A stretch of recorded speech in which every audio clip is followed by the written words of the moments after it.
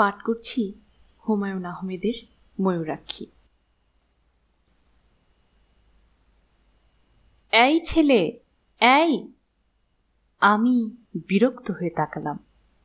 আমার মুখ ভর্তি দাড়ি গোঁফ, গায়ে চকচকে হলুদ পাঞ্জাবি। পরপর 3টা পান খেয়েছি বলে ঠোঁট এবং দাঁত লাল হয়ে আছে, হাতে সিগারেট। আমাকে এই ছেলে বলে ডাকার কোনোই কারণ নেই।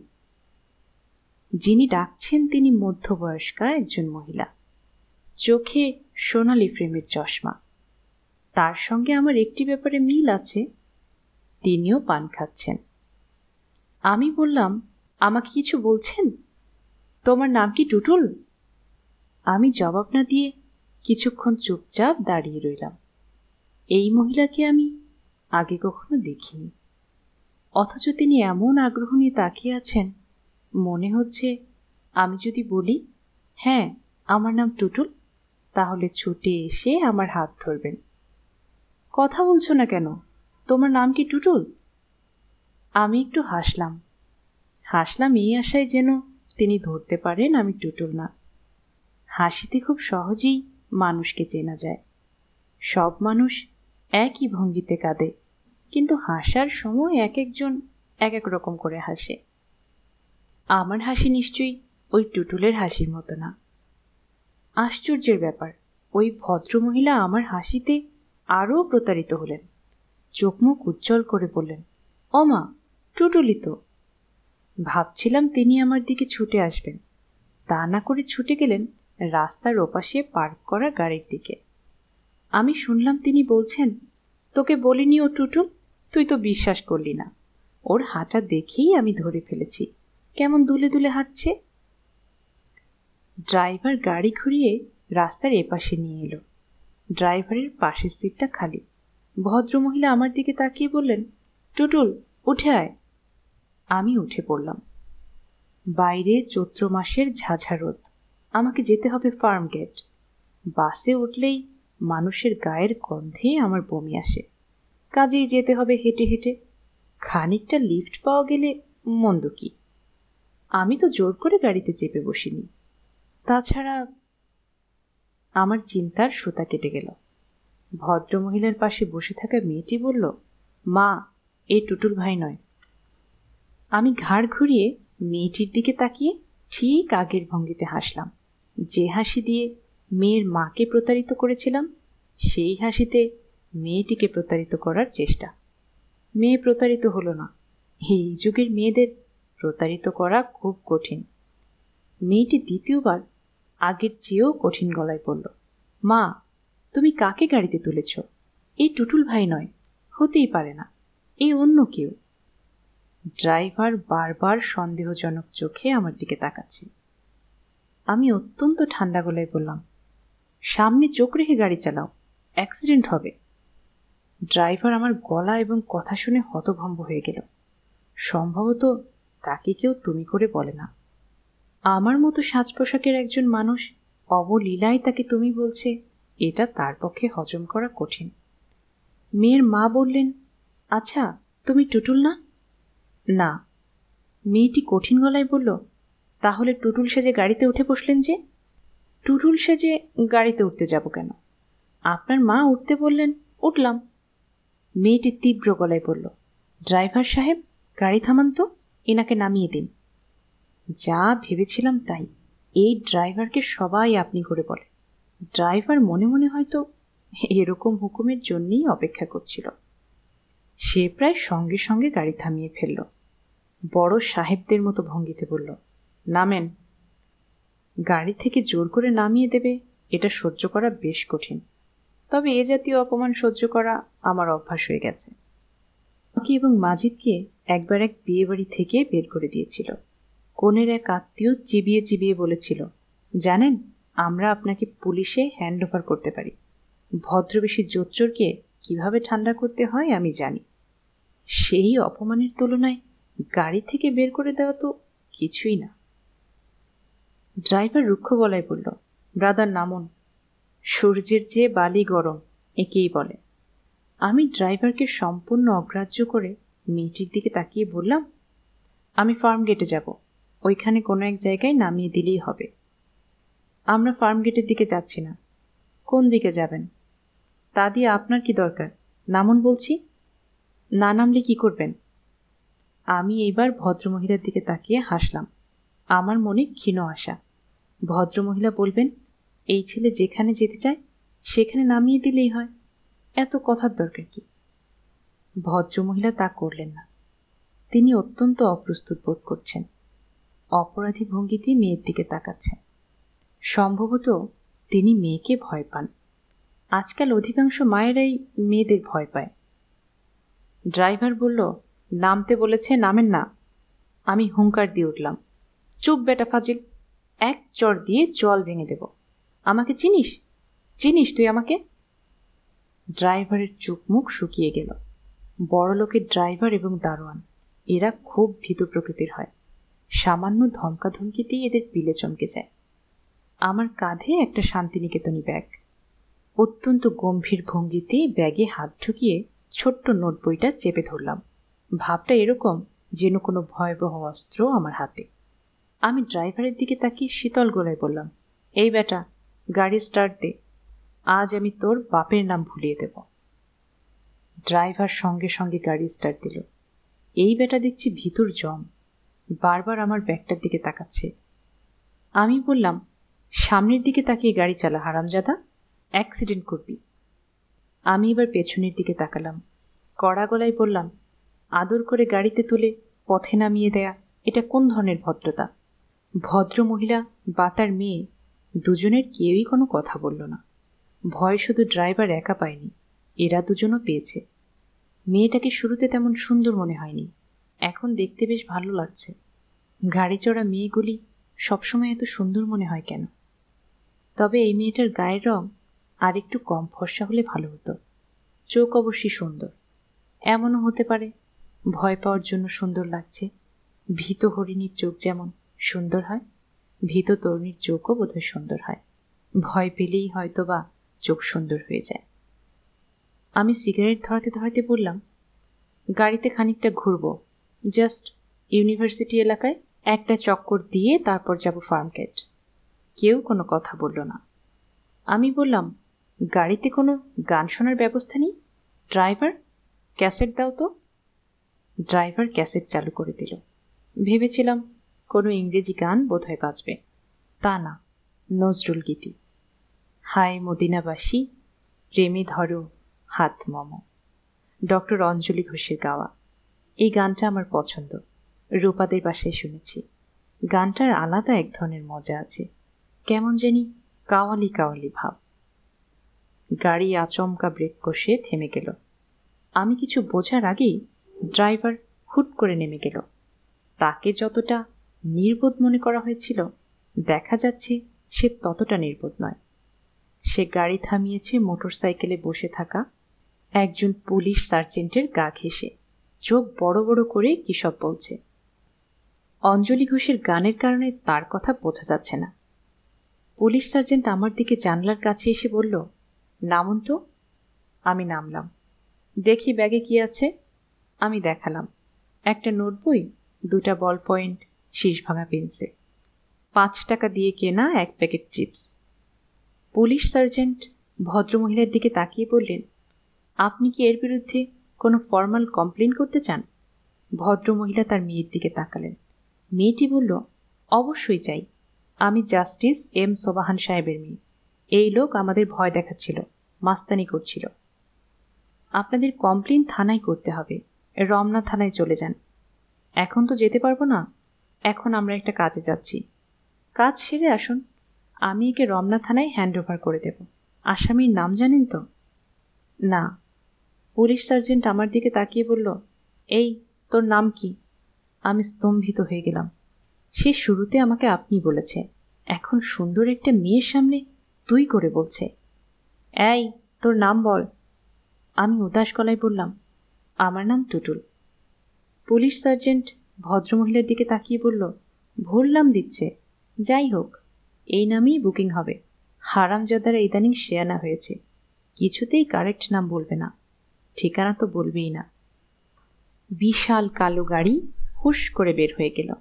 ফার্ম গেটে যাওয়া আমার বিশেষ দরকার। ইন্দিরা রোডে আমার বড় ফুফুর বাসায় দুপুরে খাওয়ার কথা। সেই খাওয়া মাথায় উঠল।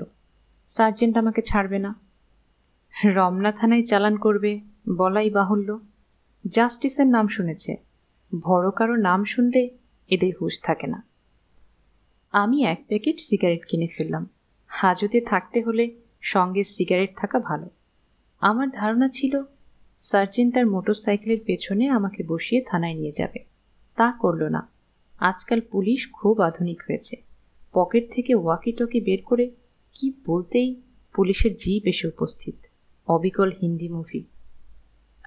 সম্পূর্ণ নিজের বোকামিতে দাওয়াত খাওয়ার বদলে থানায় যাচ্ছি। মেজাজ খারাপ হওয়ার কথা। আশ্চর্যের ব্যাপার, খারাপ হচ্ছে না, বরং মজা লাগছে। অঞ্জলি ঘোষের গানের পুরোটা শোনা হলো না। এজন্যই অবশ্য আফসোস হচ্ছে। হায় মদিনাবাসী বলে চমৎকার টান দিচ্ছিল। থানার ওসি সাহেবের চেহারা বেশ ভালো, মেজাজও বেশ ভালো। চেইন স্মোকার, ক্রমাগত বেনসন অ্যান্ড হেজেস টেনে যাচ্ছে। বাজারে এখন 70 টাকা করে প্যাকেট যাচ্ছে। দিনে 3 প্যাকেট করে হলে মাসে কত হয়? 210 × 30, 6300। একজন ওসি সাহেব বেতন পান কত? এক ফাঁকে জেনে নিতে হবে। ওসি সাহেবরা শুরুতে প্রশ্ন করেন ভাববাচ্চে। শুরুর কয়েকটি প্রশ্নে জেনে নিতে চেষ্টা করেন আসামি কোন সামাজিক অবস্থায় আছে। তার উপর নির্ভর করে আপনি, তুমি বা তুই ব্যবহৃত হয়। ওসি সাহেব বললেন, কি নাম? চৌধুরী খালেকুজ্জামান, ডাকনাম টুটুল। কি করা হয়? সাংবাদিকতা করি। কোন পত্রিকায়? বিশেষ কোনো পত্রিকার সঙ্গে জড়িত নই, ফ্রিল্যান্স সাংবাদিকতা। যেখানে সুযোগ পাই ঢুকে পড়ি। টুটুল চৌধুরী নামে লেখা ছাপা হয়, হয়তো আপনার চোখে পড়েছে। পুলিশের উপর একটা ফিচার করেছিলাম। কি ফিচার? ফিচারের শিরোনাম হচ্ছে একজন পুলিশ সার্জেন্টের দিনরাত্রি। সকাল থেকে সন্ধ্যা পর্যন্ত তাকে কি করতে হয় তাই ছিল বিষয়। অবশ্যই এক ফাঁকে খুব ড্যামেজিং কয়েকটা লাইন ঢুকিয়ে দিয়েছিলাম। যেমন বলেছিলাম, এই পুলিশ সার্জেন্ট তার একটি কর্মমুখর দিনে 3 প্যাকেট বেনসন অ্যান্ড হেজেস পান করেন। তিনি জানিয়েছেন টেনশন দূর করতে এটা তার প্রয়োজন। অবশ্যই তিনি খুব টেনশনের জীবনযাপন করেন। এই বাজারে দিনে 3 প্যাকেট করে বেনসন খেলে মাসে 6300 টাকার প্রয়োজন। আমাদের জিজ্ঞাস্য, তার বেতন কত? ওসি সাহেব ভ্রু কুঁচকে আমার দিকে তাকালেন। আমি হাসি মুখে বললাম, তবে শেষের লাইন 3টা ছাপা হয়নি। এডিটর সাহেব কেটে দিয়েছিলেন। পুলিশের বিরুদ্ধে কেউ কিছু ছাপতে চায় না। ওসি সাহেব শুকনো গলায় বললেন, আপনার বিরুদ্ধে অভিযোগ কি? আমি স্বস্তির নিঃশ্বাস ফেললাম। যাক, আপনি করে বলছে। সামাজিক স্বীকৃতি পাওয়া গেল। এখন চাইলে 1 কাপ চাও চলে আসতে পারে। পুলিশেরা উঁচু দরের আসামিদের ভালো খাতির করে, চা সিগারেট খাওয়ায়। আপনি প্রশ্নের জবাব দিচ্ছেন না। আপনার বিরুদ্ধে অভিযোগ কি? অভিযোগ যে কি তা আমি নিজেই জানি না। ওরা অভিযোগ করলে তারপর জানা যাবে। নারী অপহরণের অভিযোগ হতে পারে। নারী অপহরণ? জি, জাস্টিস সাহেবের স্ত্রী এবং কন্যাকে নিয়ে ওদের গাড়িতেই পালাতে চেষ্টা করেছিলাম। মাছের তেলে মাছ ভাজা বলতে পারেন। ওসি সাহেব থমথমে গলায় বললেন, আপনি কি আমার সঙ্গে রসিকতা করার চেষ্টা করছেন? দয়া করে করবেন না। আমি আপনার চেয়েও বেশি রসিক, কাজেই অসুবিধা হবে। জি আচ্ছা, রসিকতা করব না। আপনি কোনার দিকের ওই বেঞ্চিতে বসে থাকুন। হাজতে পাঠাচ্ছেন না? ফাইনাল অভিযোগ আসুক, তারপর পাঠাবো। হাজত তো পালিয়ে যাচ্ছে না। 1 কাপ চা কি পেতে পারি? এটা কোনো রেস্টুরেন্ট না। ওসি সাহেব গম্ভীর মুখে আমার ব্যাগের জিনিসপত্র দেখতে লাগলেন। নোটবইয়ের পাতা উল্টাচ্ছেন। আমি বললাম, ওটা আমার কবিতার খাতা, মাঝে মধ্যে কবিতা লিখি। তার মুখের কাঠিন্য তাতে একটুও কমল না। কবি শুনে মেয়েরা খানিকটা দ্রবীভূত হয়, পুলিশ কখনো হয় না। পুলিশের সঙ্গে কবিতার নিশ্চয়ই বড় ধরনের কোনো বিরোধ আছে। চুপচাপ বসে থাকা অনেকের জন্যই খুব কষ্টকর। আমার জন্য ডাল ভাত। শুধু হেলান দেবার একটা জায়গা পেলে আরাম করে শরীরটা ছেড়ে দিয়ে ঘন্টার পর ঘন্টা বসে থাকতে পারি। বেঞ্চিতে হেলান দেওয়ার ব্যবস্থা থাকে না বলে একটু অসুবিধা হচ্ছে, তবে সেই অসুবিধাও অসহনীয় নয়। এইরকম পরিস্থিতিতে আমি আমার নদীটা বের করে ফেলি, তখন অসুবিধা হয় না। নদী বের করার ব্যাপারটা সম্ভবত আপনাদের কাছে পরিষ্কার হয়নি, একটু ব্যাখ্যা করলেই পরিষ্কার হবে। ছোটবেলার কথা, ক্লাস 6-এ পড়ি। জিওগ্রাফি পড়ান মফিজ স্যার। তিনি ক্লাসে ঢুকলে চেয়ার টেবিলগুলি পর্যন্ত ভয়ে কাঁপে। স্যার মানুষটা ছোটখাটো, কিন্তু হাতের থাবাটা বিশাল। আমাদের ধারণা ছাত্রদের গালে চড় বসাবার জন্যে আল্লাহ তাআলা স্পেশালভাবে স্যারের এই হাত তৈরি করে দিয়েছেন। স্যারের চড়েরও নানা নাম ছিল, রামচর, শ্যামচর, যদুচর, মধুচর। এর মধ্যে সবচেয়ে কঠিন চর হচ্ছে রামচর, সবচেয়ে নরমটা হচ্ছে মধুচর। স্যার সেদিন পড়াচ্ছেন বাংলাদেশের নদ নদী। ক্লাসে ঢুকিয়ে আমার দিকে আঙুল বাড়িয়ে বললেন, এই একটা নদীর নাম বলতো, চট করে বল। মফিজ স্যার কোনো প্রশ্ন করলে কিছুক্ষণের জন্য আমার মাথাটা পুরোপুরি ফাঁকা হয়ে যায়, কান ভো ভো করতে থাকে। মনে হয় মাথার খুলির ভিতরে জমে থাকা কিছু বাতাস কানের পর্দা ফাটিয়ে বের হয়ে যাচ্ছে। কি ব্যাপার, চুপ করে আছিস কেন? নাম বল। আমি ক্ষীণ স্বরে বললাম, আড়িয়াল খা। স্যার এগিয়ে এসে প্রচণ্ড চড় বসিয়ে দিলেন, খুব সম্ভব রামচর।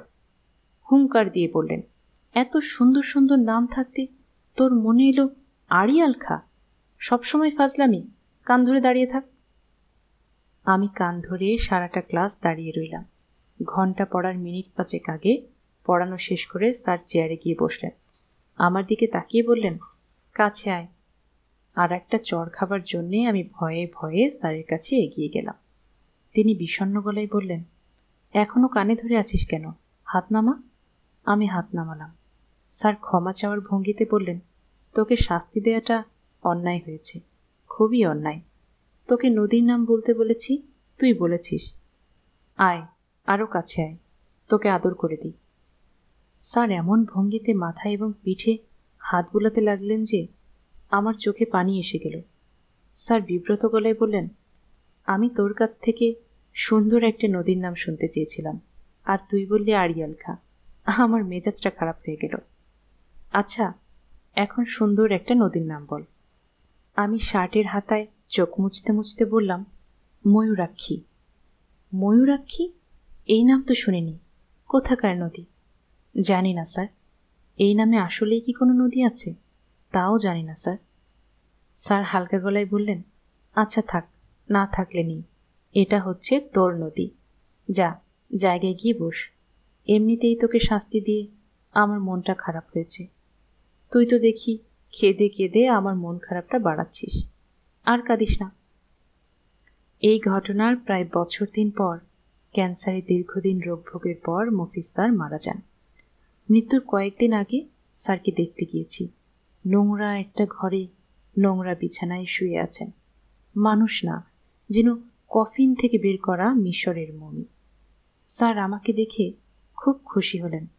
উঁচু গলায় তার স্ত্রীকে ডাকলেন, ওগো, এই ছেলেটাকে দেখে যাও, এই ছেলের একটা নদী আছে, নদীর নাম ময়ূরাক্ষী। স্যারের স্ত্রী আমার প্রতি কোনো রকম আগ্রহ দেখালেন না, মুখ ঘুরিয়ে চলে গেলেন। স্যার সেই অনাদর পুষিয়ে দিলেন, দুর্বল হাতে টেনে তার পাশে বসালেন। বললেন, তোর নদীটা কেমন বলতো? আমি নিচু গলায় বললাম, আমি স্যার কিছু জানি না, দেখিনি কখনো, তবু বল শুনি, বানিয়ে বানিয়ে বল। আমি লাজুক গলায় বললাম, নদীটা খুব সুন্দর। আরে গাধা, নদী তো সুন্দর হবেই, অসুন্দর নদী বলে কিচ্ছু নেই, আরো কিছু বল। আমি বলার মতো কিছু পেলাম না, চুপচাপ বসে রইলাম। স্যার যেদিন মারা যান সেই রাত্রিতেই আমি প্রথম ময়ূরাক্ষী নদী স্বপ্ন দেখি। ছোট্ট একটা নদী, তার পানি কাচের মতো স্বচ্ছ, বালিগুলি পর্যন্ত স্পষ্ট দেখা যায়। নদীর দুধারে দুব্বা ঘাসগুলি কি সবুজ, কি কোমল। নদীর ওই পারে বিশাল ছায়াময় একটা পাকুড় গাছ, সেই গাছে বিষণ্ণ গলায় একটা ঘুঘু ডাকছে। সেই ডাকে এক ধরনের কান্না মিশে আছে। নদীর ধার ঘেঁষে পানি ছিটাতে ছিটাতে ডোরাকাটা সবুজ শাড়ি পরা একটি মেয়ে ছুটে যাচ্ছে। আমি শুধু এক ঝলক তার মুখটা দেখতে পেলাম। স্বপ্নের মধ্যেই তাকে খুব চেনা, খুব আপন মনে হলো, যেন কত দীর্ঘ শতাব্দী এই মেয়েটির সঙ্গে কাটিয়েছি। ময়ূরাক্ষী নদীকে একবারই আমি স্বপ্নে দেখি। নদীটা আমার মনের ভেতরে পুরোপুরি গাঁথা হয়ে যায়। এরপর অবাক হয়ে লক্ষ্য করি, কোথাও বসে একটু চেষ্টা করলেই নদীটা আমি দেখতে পাই। তার জন্যে আমাকে কোনো কষ্ট করতে হয় না, চোখ বন্ধ করতে হয় না, কিছু না। একবার নদীটা বের করে আনতে পারলে সময় কাটানো কোনো সমস্যা না। ঘন্টার পর ঘন্টা আমি নদীর তীরে হাঁটি, নদীর হিম শীতল জলে পা ডুবিয়ে বসি।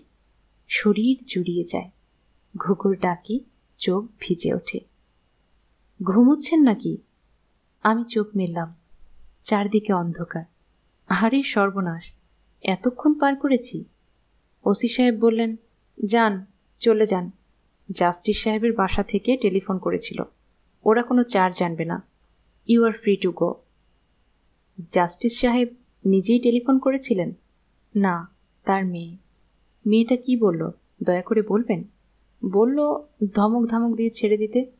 তাহলে দয়া করে ধমক ধামক দিন, তারপর যাই। ওসি সাহেব হেসে ফেললেন। পুলিশের যে একেবারেই রসবোধ নেই সেটা ঠিক না। আমি উঠে দাঁড়াতে দাঁড়াতে বললাম, মেয়েটা কি তার নাম আপনাকে বলেছে? হ্যাঁ বলেছে, মীরা কিংবা মিরু, এই জাতীয় কিছু। আপনি কি নিশ্চিত যে সে জাস্টিস এম সোবাহান সাহেবের মেয়ে? অন্য কেউ তো হতে পারে। আপনি একটা উড়ো টেলিফোন কল পেয়ে আমাকে ছেড়ে দিলেন, তারপর জাস্টিস সাহেব ধরবেন আপনাকে, আইনের প্যাচে ফেলে অবস্থা কাহিল করে দেবেন। ভাই, আপনি জানতো। আর শুনেন, একটা উপদেশ দিই, পুলিশের সঙ্গে এত মিথ্যা কথা বলবেন না।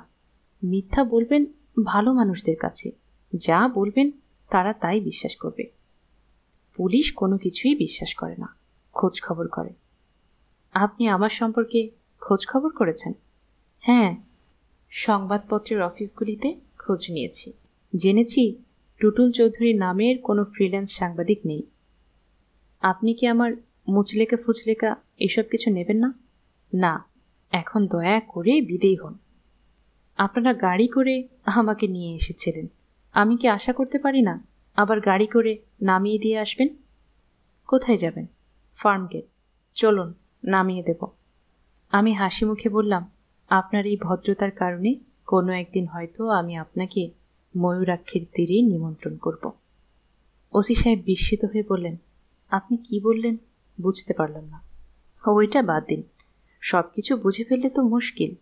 ভালো কথা, আপনি ডেইলি প্যাকেট সিগারেট খান, তা কি জানতে পারি? ওসি সাহেব বললেন, আপনি লোকটা তো ভালো তেদর আছেন, 2 থেকে 2.5 প্যাকেট লাগে।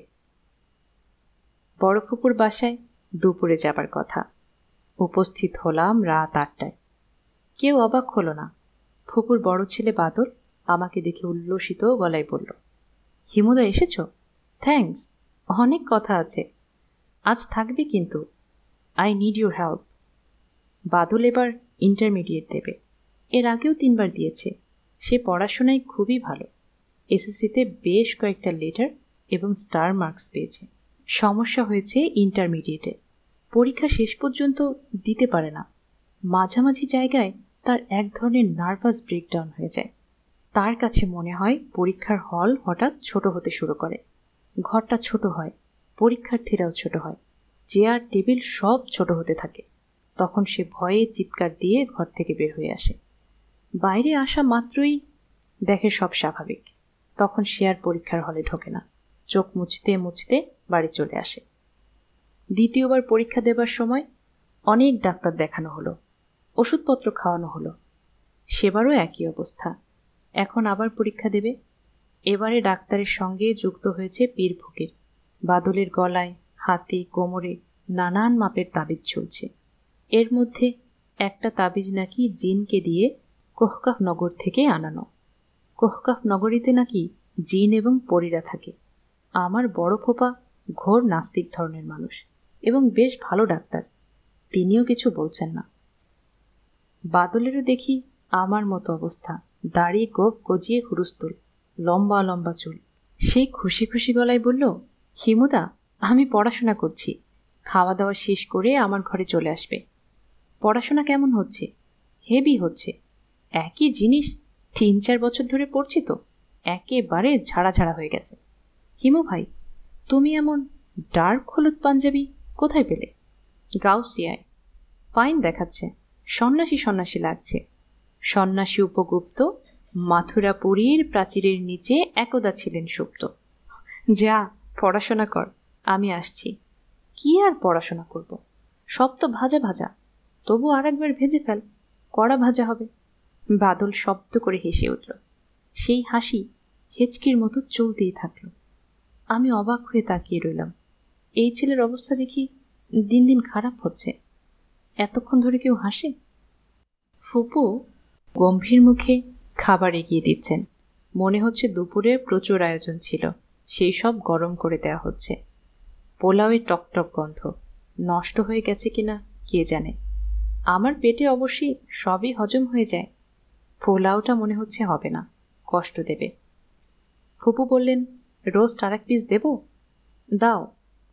এত খাবার দাবারের আয়োজন কি জন্যে একবার জিজ্ঞেস করলি না? আমি খাওয়া বন্ধ করে বললাম, কি জন্যে? আত্মীয় স্বজন যখন কোনো উপলক্ষে খেতে ডাকে তখন জিজ্ঞেস করতে হয় উপলক্ষটা কি। যখন আসতে বলে তখন আসতে হয়। একটা ঝামেলায় আটকে পড়েছিলাম। উপলক্ষটা কি? রিনকির বিয়ের কথা পাকা হলো। বাহ, ভালো তো। ফুপু গম্ভীর হয়ে গেলেন। আমি খেয়েই যাচ্ছি। টক গন্ধ পোলাও এত খাওয়া ঠিক হচ্ছে না, সেটাও বুঝতে পারছি, তবু নিজেকে সামলাতে পারছি না। যা হবার হবে।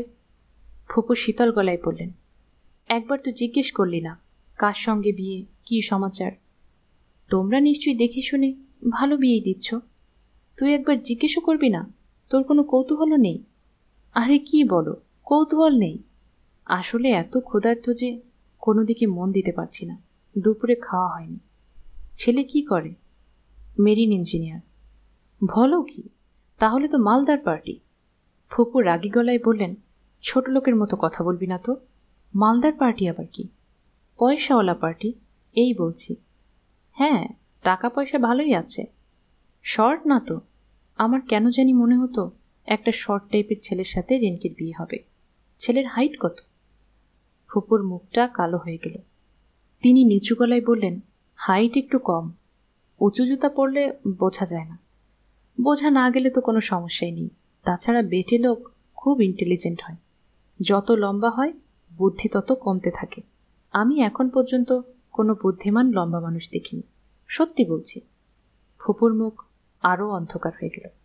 তখন মনে পড়ল, কি সর্বনাশ, ফুপা নিজেই বিরাট লম্বা, প্রায় 6 ফুট। আজ দেখি একের পর এক ঝামেলা বাঁধিয়ে যাচ্ছি। তুই যাবার আগে তোর ফুপার সঙ্গে কথা বলে যাবি, তোর সঙ্গে নাকি কি জরুরি কথা আছে। No problem. আর রিনকির সঙ্গে কথা বলার সময় জামাই লম্বা কি বেটে এ জাতীয় কোনো কথাই বলবি না। বেটে লোকেরা যে জ্ঞানী হয় এই কথাটা কি কায়দা করে বলবো? তোর কিছুই বলার দরকার নেই। ঠিক আছে, ঠান্ডা পেপসি টেপসি থাকলে দাও। তোমরা তো কেউ পান খাও না, কাউকে দিয়ে 3টা পান আনাও তো। রিনকির সঙ্গে দেখা করতে গেলাম।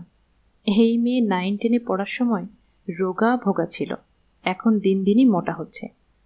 আজ অবশ্যই সেরকম মোটা লাগছে না, ভালোই লাগছে। মনে হচ্ছে এর চেয়ে কম মোটা হলে তাকে মানাতো না।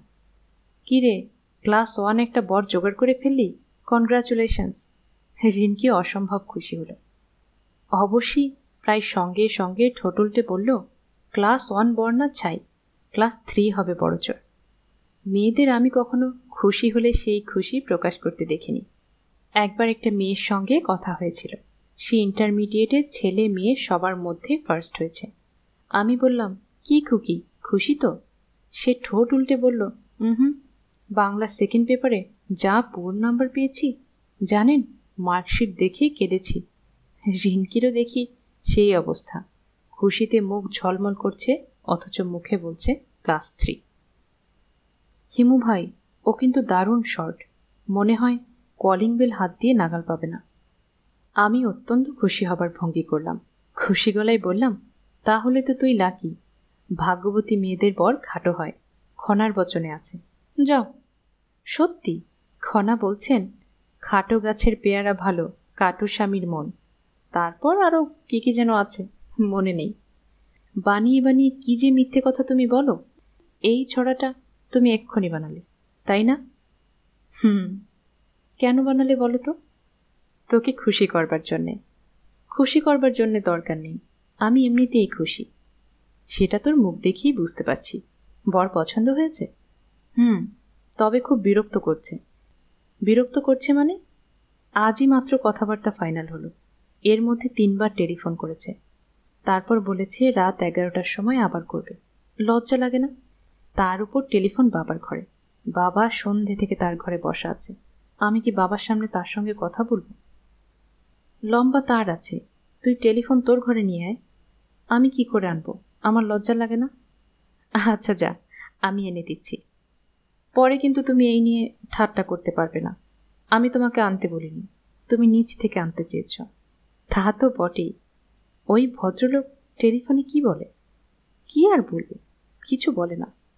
বল না, শুনি। ওফ, তুমি বড় যন্ত্রণা করো। আমি কিছু বলতে টলতে পারবো না। রিনকির লজ্জায় লাল নীল হতে লাগলো। মনে হচ্ছে সে এখন তার জীবনের শ্রেষ্ঠ সময়টা কাটাচ্ছে।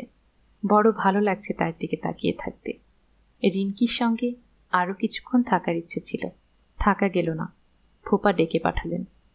ফুপার ঘর অন্ধকার, 0 পাওয়ারের একটা বাতি জ্বলছে, লক্ষণ সুবিধার না। ফুপার মাঝে মধ্যে মদ্যপানের অভ্যাস আছে। এই কাজটা বেশিরভাগ সময় বাইরেই সারেন। বাসায় ফুপুর জন্যে তেমন সুযোগ পান না। ফুপুর শাসন বেশ কঠিন। হঠাৎ হঠাৎ কোনো বিশেষ উপলক্ষে বাসায় মদ্যপানের অনুমতি পান। আজ পেয়েছেন বলে মনে হচ্ছে।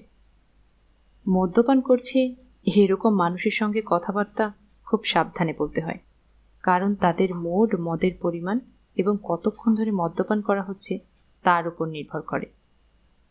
ফুপার তরল অবস্থায় তার সঙ্গে আমার কথাবার্তা বিশেষ হয়নি, কাজেই তরল অবস্থায় তার মেজাজ মর্জি কেমন থাকে তাও জানি না। ফুপা আসবো?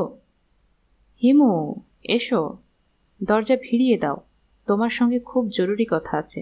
বসো, সামনের চেয়ারটায় বসো। আমি বসলাম। তিনি গ্লাস দেখিয়ে বললেন, আশা করি এইসব ব্যাপারে তোমার কোনো প্রিজুডিস নেই। জি না। তারপর বলো, কেমন আছো? ভালো? জি। রিনকির বিয়ে ঠিক হয়ে গেল, শুনেছ বোধহয়? জি। ছেলে ভালো, তবে খুবই খাটো। আমাদের সঙ্গে এরকম একটা ছেলে পড়তো, তার নাম ছিল স্ক্রু। এই ছেলেরও নিশ্চয়ই এই ধরনের কোনো নামটাম আছে।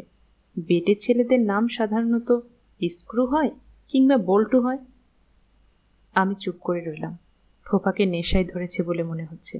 না ধরলে নিজের জামাই সম্পর্কে এ ধরনের কথা বলতে পারতেন না। আপনার ছেলে পছন্দ হয়নি? আরে পছন্দ হবে কি, মার্বেল সাইজের একটা ছেলে। পছন্দ হয়নি তো বিয়েতে মত দিলেন কেন? আমার মতামতের প্রশ্নই তো ওঠে না। আমি হচ্ছি এই সংসারে টাকা বানানোর মেশিন, এর বেশি কিছু না।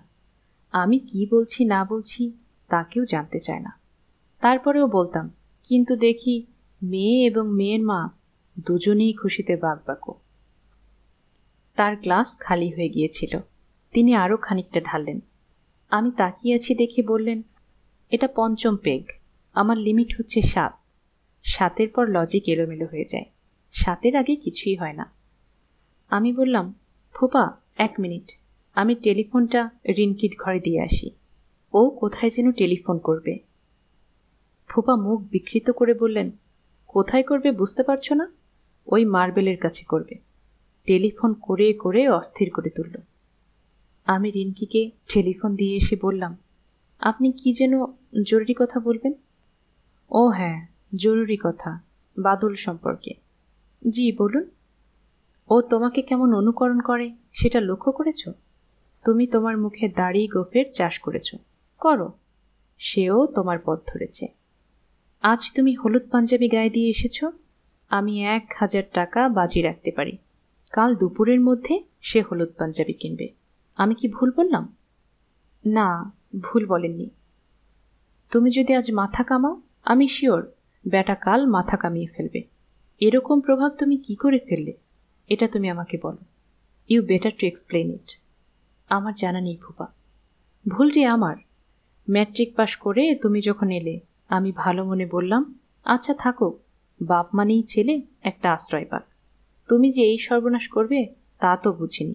বুঝতে পারলে তখনই ঘাড় ধরে বের করে দিতাম।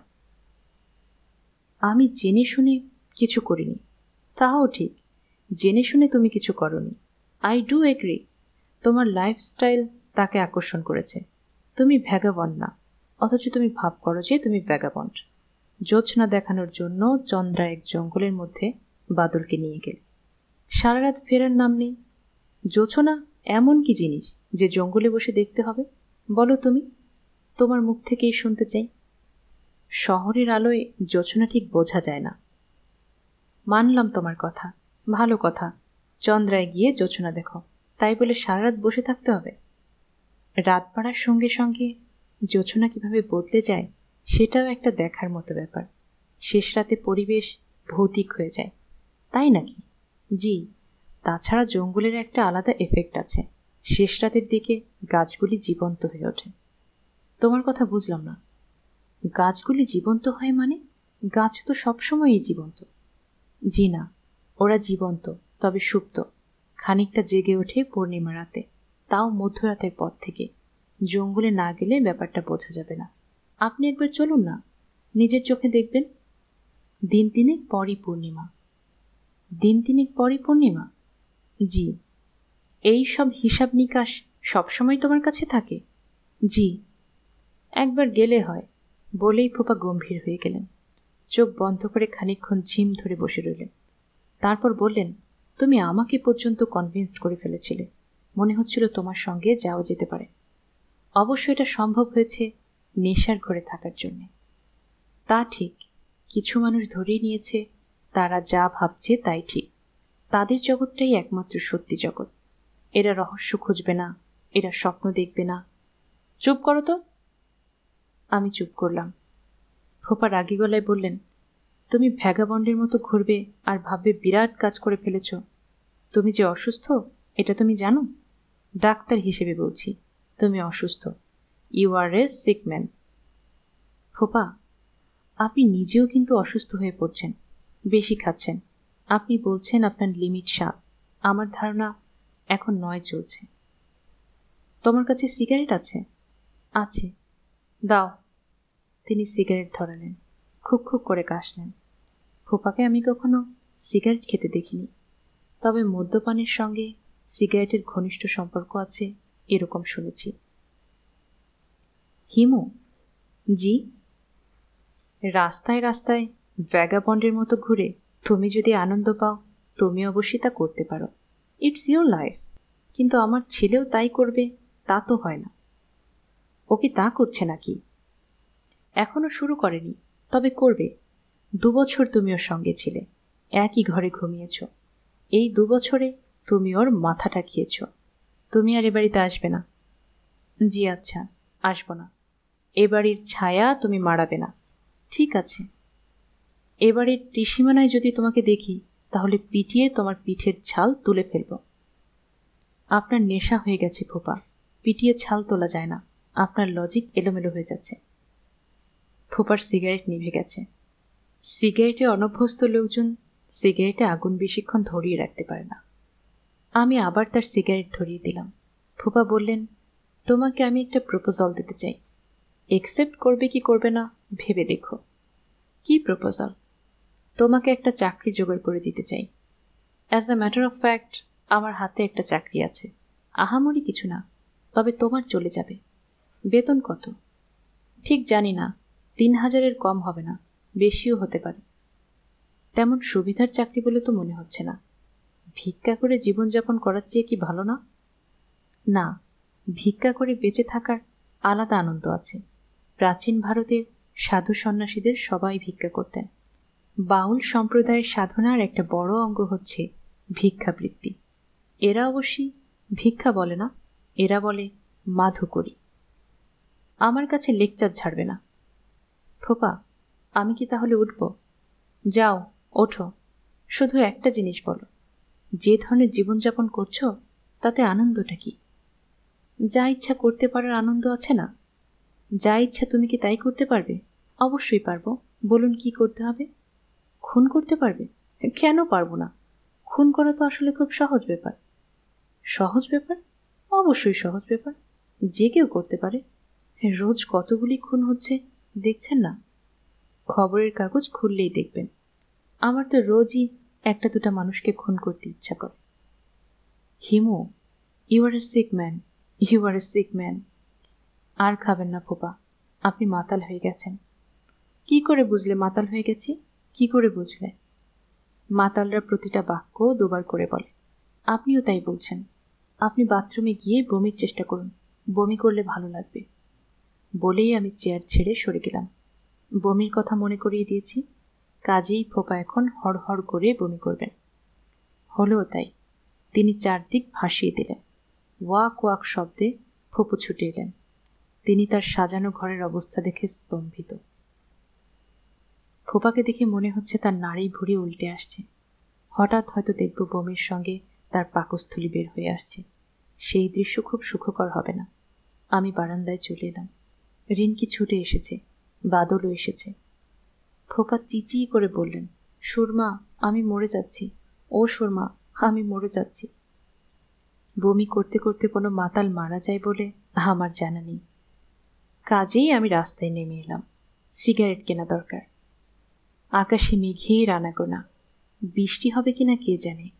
হলে ভালোই হয়। এই বছর এখনো বৃষ্টিতে ভেজা হয়নি। নবধারা জলে স্নান বাকি আছে। সিগারেটের সঙ্গে জর্দা দেয়া দুটো পান কিনলাম। জর্দার নাম সবই পুংলিঙ্গে। দাদা জর্দা, বাবা জর্দা, মা জর্দা, খালা জর্দা এখনো বাজারে আসেনি। যদিও মহিলারাই জর্দা বেশি খান। কোনো একটা জর্দা কোম্পানিকে এই আইডিয়াটা দিয়ে দেখলে হয়।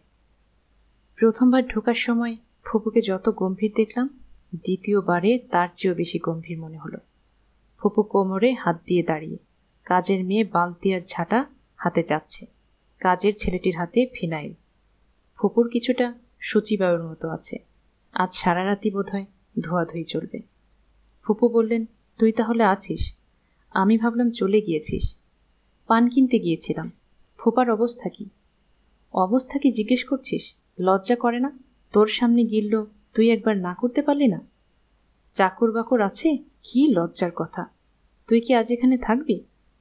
হ্যাঁ। এখানে থাকার তোর দরকারটা কি? এত রাতে যাব কোথায়? ফুপু শোবার ঘরের দিকে রওনা হলেন। টেলিফোনে ক্রমাগত রিং হচ্ছে। এগিয়ে গেলাম টেলিফোনের দিকে। রিনকির ঘর পর্যন্ত টেলিফোন নেওয়া যায়নি। তার এত লম্বা নয়। টেলিফোন বারান্দায় রাখা। আমি রিসিভার তুলতেই ওপাশ থেকে উদ্বিগ্ন গলা পাওয়া গেল। এটা কি রিনকিদের বাসা? হ্যাঁ। দয়া করে ওকে একটু ডাক দেবেন? আপনি কে আমি জানতে পারি? এবারের নিয়ম কানুন খুব কড়া। অপরিচিত লোক যদি রিনকিকে ডাকে তাহলে রিনকিকে বলা যাবে না। আমি এজাজ। আপনি কি মেরিন ইঞ্জিনিয়ার? জি। আপনি আমাকে চিনবেন না। আমার নাম। আপনি কে তা আমি বুঝতে পেরেছি। আপনি হচ্ছেন হিমু ভাই। আমি সত্যি সত্যি চমৎকৃত হলাম। এর মধ্যে রিনকি আমার গল্প করে ফেলেছে। এমনভাবে করেছে যে ভদ্রলোক চট করে আমার কয়েকটা বাক্যতেই আমাকে চিনে ফেললেন। ভদ্রলোকের বুদ্ধি তো ভালোই। এমন বুদ্ধিমান একজন মানুষ রিনকির মতো গাধা টাইপের একটি মেয়ের সঙ্গে জীবন কি করে টেনে নেবে কে জানে। Hello, hello. লাইন কি কেটে গেল? না, কাটেনি। আপনি কি হিমু ভাই? হ্যাঁ। রিনকি বলেছে আপনার নাকি অলৌকিক সব ক্ষমতা আছে। কিরকম ক্ষমতা? প্রফেটিক ক্ষমতা। আপনি নাকি ভবিষ্যতের কথা বলতে পারেন। আপনি যা বলেন তাই নাকি হয়। আমি চুপ করে রইলাম। এ জাতীয় প্রসঙ্গ এলে চুপ করে থাকাই নিরাপদ। হ্যাঁ না কিছু বললেই তর্কের মুখোমুখি হতে হয়। তর্ক করতে আমার ভালো লাগে না। Hello, hello. লাইনটা ডিস্টার্ব করছে। হ্যালো হিমু ভাই, বলুন। আপনি কি দয়া করে একটু রিনকিকে? ওকে তো দেয়া যাবে না। ও আশেপাশে নেই। বাবার সেবা করছে। উনি অসুস্থ। অসুস্থ? কি বলছেন? সিরিয়াস কিছু? সিরিয়াস বলা যেতে পারে। বলেন কি? আমি আসব। আমি কয়েক মুহূর্ত দ্রুত চিন্তা করে বললাম, আসতে অসুবিধা হবে না তো? না না, অসুবিধা কি, আমার গাড়ি আছে। আকাশের অবস্থা ভালো না, ঝড় বৃষ্টি হতে পারে। হোক, বিপদের সময় উপস্থিত না থাকলে কি করে হয়? তা তো বটেই। আপনি এক্ষুনি রওনা না হয়ে ঘণ্টাখানেক পরে আসুন। কেন বলুন তো? এমনি বললাম। ঠিক আছে ঠিক আছে, আপনার কথা অগ্রাহ্য করব না। যেসব কথা আমি শুনেছি, মাই গড, আপনি দয়া করে আমার সম্পর্কেও কিছু বলবেন। মাই আর্নেস্ট রিকোয়েস্ট। আচ্ছা বলবো। হিমু ভাই, তাহলে রাখি। আর আমি যে আসছি এটা রিম্পিকে বলবেন না, একটা সারপ্রাইজ হবে। আমার টেলিফোন ব্যাধি আছে। একবার টেলিফোনে কারোর সঙ্গে কথা বললে আবার অন্য কারোর সঙ্গে কথা বলতে ইচ্ছে করে। রূপাদের বাসায় করলাম। রূপার বাবা ধরতেই বললাম, আচ্ছা, এটা কি রেলওয়ে বুকিং? রূপার বাবা বললেন, জি না, আপনার রং নাম্বার হয়েছে। তখন আমি বললাম, জাস্ট 1 মিনিট, রূপা কি জেগে আছে? রূপার বাবার হাই প্রেশার বা এই জাতীয় কিছু বোধহয় আছে। অল্পতেই রেগে গিয়ে এমন হইচই শুরু করেন যে বলার না। আমার কথাতেও তাই হলো। তিনি চিড়চিড়িয়ে উঠলেন, কে কে? এই ছোকরা, তুমি কে? তিনি খুব হইচই করতে লাগলেন। আমি রিসিভার রেখে দিলাম। রূপার বাবা নিশ্চয়ই সবাইকে ডেকে এই ঘটনা বলবেন। রূপার সঙ্গে সঙ্গে বুঝবে কে টেলিফোন করেছিল। সে হাসবে না রাগ করবে কে জানে। যেখানে রাগ করা উচিত সেখানে সে রাগ করে না, হাসে। যেখানে হাসা উচিত সেখানে রাগ করে। আমি 17-এ রিং করে জাস্টিস এম সোবাহানের বাসা চাইলাম। সম্ভব হলে মীরা বা মীরুর সঙ্গেও কথা বলা যাবে। কি বলবো ঠিক করা হলো না, যা মনে আসে তাই বলবো। আগে থেকে ভেবেচিন্তে কিছু বলা আমার স্বভাবে নেই। হ্যালো, কে? মীরা? হ্যাঁ, আপনি কে বলছেন? আমার নাম টুটুল। কে? অনেকক্ষণ চুপচাপ কাটল। মনে হচ্ছে মীরা ঘটনার আকস্মিকতায় বিচলিত। আমার মনে হয় কথা বলবে কি বলবে না বুঝতে পারছে না। ভুলে গেছেন ওই যে পুলিশের হাতে তুলে দিলেন। কি করেছিলাম আমি বলুন তো? কোত্থেকে টেলিফোন করছেন? হাসপাতাল থেকে। পুলিশ মেরে আমার অবস্থা কাহিল করে দিয়েছে, রক্তবমি করেছিলাম। সে কি কথা, মারবে কেন? পুলিশের হাতে আসামি তুলে দেবেন আর পুলিশ আসামিকে কোলে বসিয়ে মন্ডা খাওয়াবে? আমি তো আপনাদের কোনোই ক্ষতি করিনি। গাড়িতে ডেকেছেন, উঠেছি। তাছাড়া আপনারা টুটুল টুটুল করছিলেন। আমার ডাকনামও টুটুল। আপনি কিন্তু বলেছেন আপনার নাম টুটুল নয়। হ্যাঁ বলেছিলাম, কারণ বুঝতে পারছিলাম আপনি অন্য টুটুলকে খুঁজছেন, যার কপালে একটা কাটা দাগ। ওপাশে অনেকক্ষণ কোনো কথা শোনা গেল না। অন্ধকারে ঢিল ছুঁড়েছিলাম, মনে হচ্ছে লেগে গেছে। এটা একটা আশ্চর্য ব্যাপার, যা বলি প্রায় সময় তা কেমন যেন মিলে যায়। টুটুলের কপালের কাটা দাগের কথাটা হঠাৎ মনে এসেছিল, ভাগ্যিস এসেছিল। হ্যালো, আপনি কোন হাসপাতালে আছেন? কেন, দেখতে আসবেন? না, বলুন কোন হাসপাতালে। বাসায় চলে যাচ্ছি। ওরা বুকের এক্স-রে করেছে, 2টা স্টিচ দিয়েছে, বলেছে ভর্তি হবার দরকার নেই। আমি এক্ষুনি বাবাকে বলছি, থানায় টেলিফোন করবেন। আমি শব্দ করে হাসলাম। হাসছেন কেন? পুলিশ কি কখনো মারের কথা স্বীকার করে? কখনো করে না। আচ্ছা রাখি। না না, রাখবেন না, প্লিজ রাখবেন না, প্লিজ। আমি টেলিফোন নামিয়ে রাখলাম। ঠিক তখন প্রবল বর্ষণ শুরু হলো। কালবৈশাখী ঝড়। কালবৈশাখী ঝড় সাধারণত চৈত্র মাসেই হয়। ঝড়ের নাম হওয়া উচিত ছিল কালচৈত্র ঝড়। দেখতে দেখতে অসহ্য গরম চলে গিয়ে চারদিক হিম শীতল হয়ে গেল। নির্ঘাত আশেপাশে কোথাও শিলাবৃষ্টি হচ্ছে। ছাদে গিয়ে বৃষ্টিতে ভিজব কি ভিজব না মনস্থির করতে পারছি না। রিঙ্কি বের হয়ে এলো বাবার ঘর থেকে। তাকে কেমন যেন শঙ্কিত মনে হচ্ছে। আমি বললাম, রিঙ্কি, তুই একটু বসার ঘরে যা, কলিং বেল বাজতেই দরজা খুলে দিবি। রিঙ্কি বিস্মিত গলায় বলল, কেন? তোর জন্য একটা সারপ্রাইজ আছে। রিঙ্কি নিচে নামার সঙ্গে সঙ্গে কলিং বেল বাজল। আমার মনটাই অন্যরকম হয়ে গেল। ঝড় বৃষ্টির মধ্যে দেখা হোক দুজনের, দীর্ঘস্থায়ী হোক এই মুহূর্ত। রিঙ্কি দরজা খুলেছে, না জানি তার কেমন লাগছে। আমি বাদলের ঘরে ঢুকে শুয়ে পড়লাম। নদীটাকে আনা যায় কিনা দেখা যাক। যদি আনতে পারি, ওদের দুজনকে কিছুক্ষণের জন্য এই নদী ব্যবহার করতে দেব। হিমু ভাই, তুই কি এখনো জেগে আছিস? রাতে আমার ঘুম হয় না। বলিস কি? ঘুমের ওষুধ খাই, তাতেও লাভ হয় না। 10 মিলিগ্রাম করে ফ্রিজিয়াম। আজ খেয়েছিস? না, আজ সারা রাত তোমার সঙ্গে গল্প করব। গল্প করতে ইচ্ছা করছে না, আয় তোকে ঘুম পাড়িয়ে দিই। ঘুমোতে ইচ্ছা করছে না, আজ ঘুমিয়ে থাক, কাল গল্প করব। ঘুম আসবে না, বললাম ঘুম এনে দিচ্ছি, নাকি তুই আমার কথা বিশ্বাস করিস না? কি যে বলো, কেন বিশ্বাস করব না? তুমি যা বলো তাই হয়। বেশ, তাহলে চোখ বন্ধ কর। করলাম।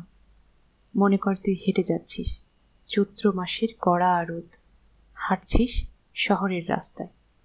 হ্যাঁ, এখন তুই শহর থেকে বেরিয়ে এসেছিস। গ্রাম, বিকেল হচ্ছে, সূর্য নরম, রোদে কোনো তেজ নেই, ফুরফুরে বাতাস, তোর শরীর ঠান্ডা হয়ে এসেছে। হঠাৎ তোর সামনে একটা নদী পড়ল।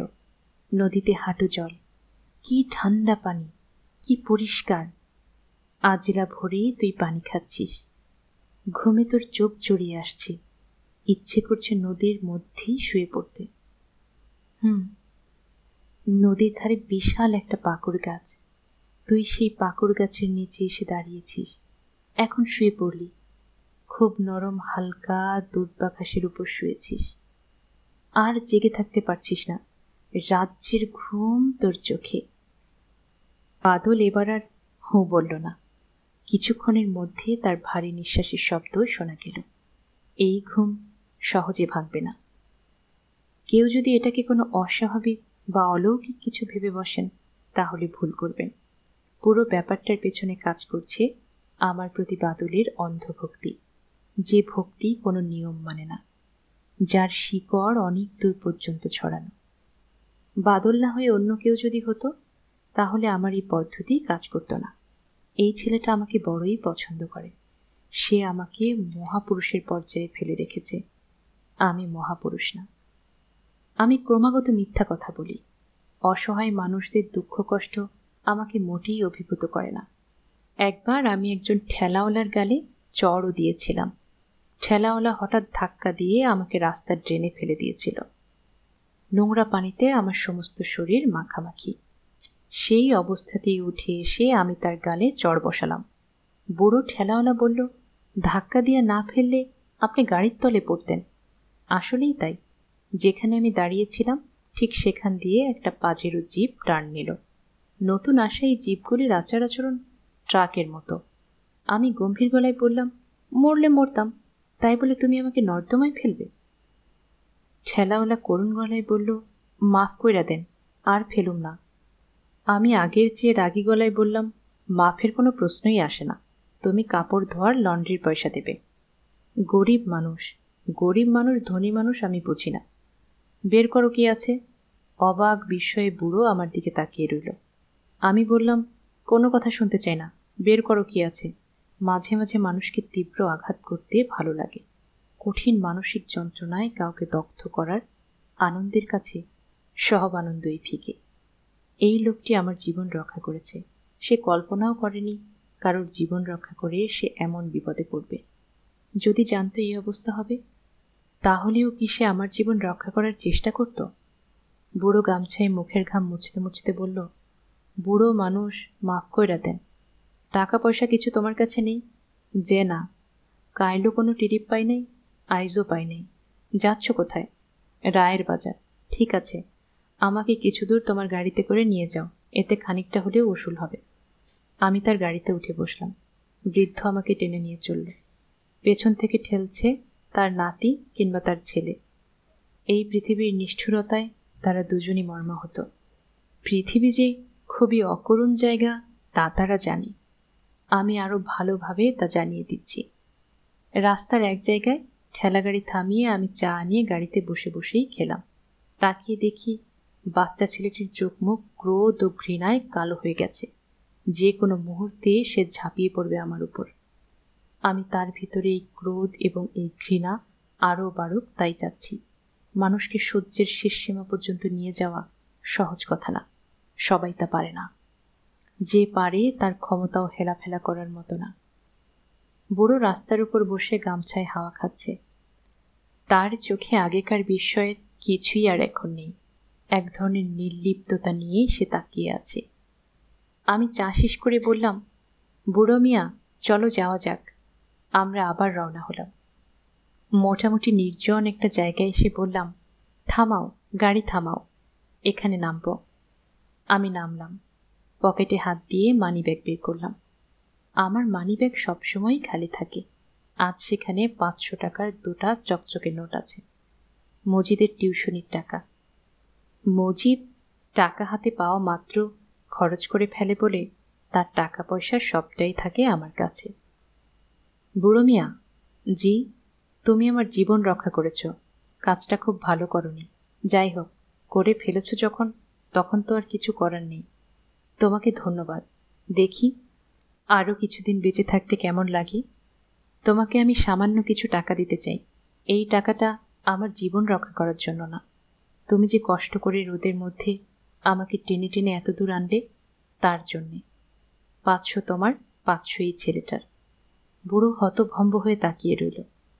আমি কোমল গলায় বললাম, এই রোদের মধ্যে আজ আর গাড়ি নিয়ে বের হইও না। বাসায় চলে যাও। বাসায় গিয়ে বিশ্রাম করো। বুড়োর চোখ দিয়ে পানি পড়ছে। ব্যাপারটা এরকম ঘটবে আমি তাই আশা করেছিলাম। বাচ্চা ছেলেটির মুখে ক্রোধ ও ঘৃণার চিহ্ন এখন আর নেই। তার চোখ এখন অসম্ভব কোমল। আমি বললাম, এই, তোর নাম কি রে? লালটু মিয়া। প্যান্টের বোতাম লাগা বেটা, সব দেখা যাচ্ছে। লালটু মিয়া হাত দিয়ে প্যান্টের ফাঁকা অংশ ঢাকতে ঢাকতে বলল, বোতাম নাই? তাহলে তো সব সমস্যার সমাধান। হাত ছড়িয়ে ফেল, আলো হাওয়া যাক। লালটু মিয়া হাসছে, হাসছে বুড়ো ঠেলাওয়ালা। তাদের কাছে এখন আমি তাদেরই একজন। বুড়ো বলল, আব্বাজি আসেন, 3 জনে মিলা চা খাই, পিয়াস লাগছে। পয়সা কে দেবে? তুমি? আমার হাতে কিন্তু আর একটা পয়সাও নেই। বুড়ো আবার হাসল। আমরা একটা চায়ের দোকানের দিকে রওনা হলাম। নিজেকে সেই সময় মহাপুরুষ বলে মনে হচ্ছিল। আমি মহাপুরুষ নই, কিন্তু এই ভূমিকায় অভিনয় করতে আমার বড় ভালো লাগে। মাঝে মাঝে এই ভূমিকায় আমি অভিনয় করি, মনে হয় ভালোই করি। সত্যিকার মহাপুরুষরাও সম্ভবত এত ভালো করতেন না। আমি অবশ্যই এখন পর্যন্ত কোনো মহাপুরুষ দেখিনি। তাদের চিন্তা ভাবনা কাজকর্ম কেমন তাও জানি না। মহাপুরুষদের কিছু জীবনী পড়েছি, সেই সব জীবনীও আমাকে আকৃষ্ট করতে পারেনি। টলস্টয় 13 বছরের একজন বালিকাকে ধর্ষণ করেছিলেন। সেই ভয়াবহ ঘটনা তিনি স্বীকার করেছেন। আমরা সবাই তো আমাদের ভয়ঙ্কর পাপের কথা স্বীকার করি না। আমার মতে মহাপুরুষ হচ্ছে এমন একজন যাকে পৃথিবীর কোনো মালিন্য স্পর্শ করেনি। এমন কেউ কি সত্যি সত্যি জন্মেছে এই পৃথিবীতে? ঘুমোতে চেষ্টা করছি, ঘুমোতে পারছি না। অসহ্য গরমে ঘুমোতে আমার কষ্ট হয় না, কিন্তু আজকের এই ঠান্ডা ঠান্ডা হাওয়ায় ঘুম আসছে না। শীত শীত লাগছে। খালি গায়ে থাকার জন্যে লাগছে। খালি গায়ে থাকার কারণ আমার পাঞ্জাবি এখন বাদলের গায়ে। শুয়ে শুয়ে ছেলেবেলার কথা ভাবতে চেষ্টা করছি, বিশেষ কোনো কারণে নয়। ঘুমোবার আগে কিছু একটা নিয়ে ভাবতে হয় বলেই ভাবা।